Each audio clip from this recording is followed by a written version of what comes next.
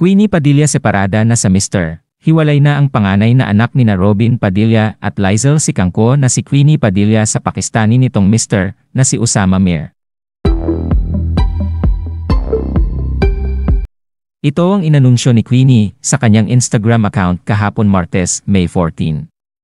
Ayon kay Queenie, sinikap naman daw nilang ayusin ang kanilang relasyon. Sinabi ni Queenie na irreconcilable incompatibility ang dahilan ng kanilang paghiwalay. Bukod dito ay di na niya idinitalye pa ang totoong dahilan ng hiwalayan.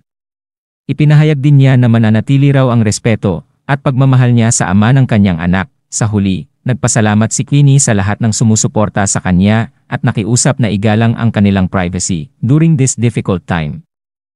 Sa isang pahabol na post inanunsyo niyang magpapahinga raw muna siya sa social media. Assalamualaikum. After much thought and consideration, I have decided to separate from my husband due to irreconcilable incompatibility. This decision wasn't taken overnight. It has been years and months of trying to work things out. He's a great father and responsible human being.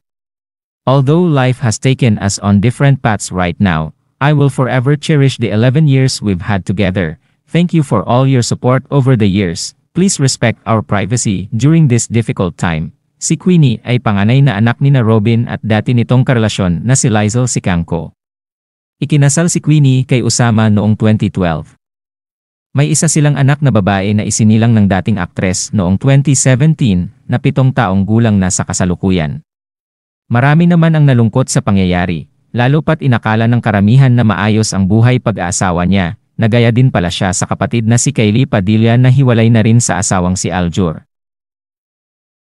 So Robin's advice didn't work. Muslim na yan ha. Every marriage or relationship is a risk naman talaga regardless of religion. Ang ilan sa komento ng netizens.